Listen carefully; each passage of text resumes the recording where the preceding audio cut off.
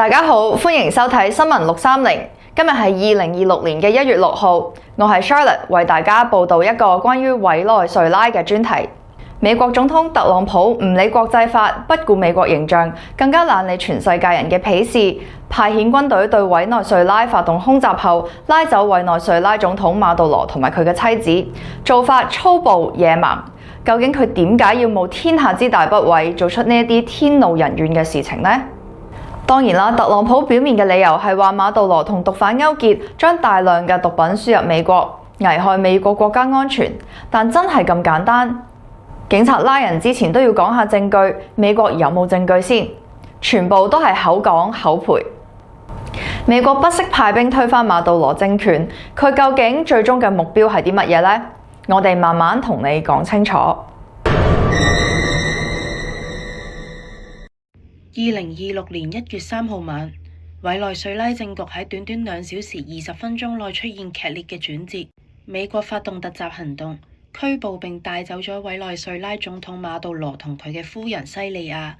兩人隨後喺美國曼哈頓聯邦法院首次出庭，佢哋否認所有包括涉毒、涉恐同毒品走私共謀嘅指控。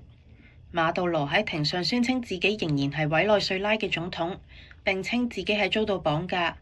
我哋睇返1月3號當晚，據多名目擊者嘅描述，委內瑞拉首都加拉加斯大約喺凌晨2點左右出現爆炸，持續大約1個半鐘。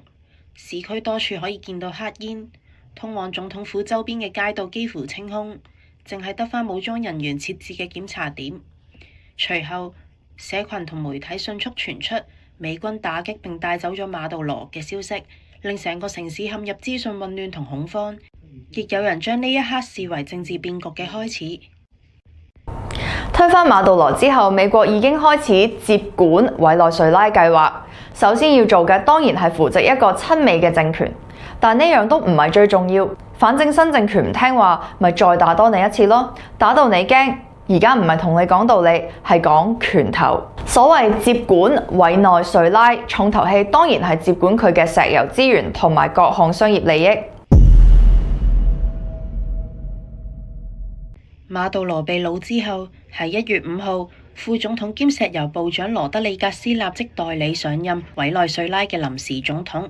一方面，佢強烈譴責美國嘅拘捕係非法野蠻嘅綁架；另一方面，佢又對外釋放訊息，表示希望同美國建立基於互相尊重、國際法同唔干涉嘅合作議程嘅姿態，試圖尋找一個可以生存嘅外交縫隙。特朗普喺受訪嘅時候為自己辯護，強調美國唔係喺度同委內瑞拉開戰，而係喺度同賣毒品嘅人開戰。不過，美國副總統曼斯就比較坦白，佢就公開承認石油係美國對委內瑞拉展開軍事行動嘅理由之一。事件引起國際轟動，美國眼中究竟有冇國際法，有冇尊重國家主權嘅觀念？睇唔順眼就打，唔高興就定條罪，老人勒索。同黑社會做法有咩分別？咁樣仲成世界？聯合國安理會就委內瑞拉事件召開咗緊急會議，秘書長古特雷斯就警告，今次事件可能加劇委內瑞拉唔穩定，衝擊周邊地區，並為國際關係樹立危險嘅先例。佢同時明確咁提到對大國是否尊重國際法規則嘅憂慮。歐洲方面，歐盟對外事務代表卡拉斯呼籲各方克制，強調必須遵守國際法同聯合國憲章，並優先關注喺委內瑞拉嘅歐盟公民嘅安全。中國外交部就表示堅定反對喺國際關係中使用同埋威脅使用武力，反對外部勢力以任何藉口干涉拉美國家嘅內政。無論人哋點鬧，特朗普都係我行我素。對於佢嚟講，所有國際關係都係為咗美國利益，尤其係為咗石油商人嘅利益。佢甚至都開到口，要委內瑞拉嘅石油開始為美國賺錢。講嚟講去都係錢。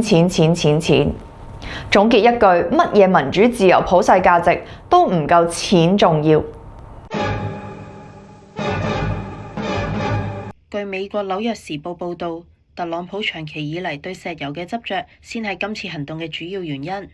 早喺2025年春天，特朗普重返白宮冇幾耐，白宮已經將對委內瑞拉施壓視為實現3項政策目標嘅途徑。嗰3項政策目標分別係削弱馬杜羅政權、動用武力打擊販毒集團，以及確保美國公司獲得委內瑞拉嘅石油儲備。活捉馬杜羅當日，特朗普喺佛羅里達州海湖莊園舉行新聞發佈會，喺發佈會上直言不諱咁樣宣布接管委內瑞拉，仲公然聲稱美國大型油企即將進入委內瑞拉，投資幾十億美元，修復嚴重破損嘅石油基礎設施，並開始為美國賺錢。今日嘅新聞專題告一段落，多謝各位觀看。如果你鍾意今日嘅節目，記得離開前留言、點讚同埋分享。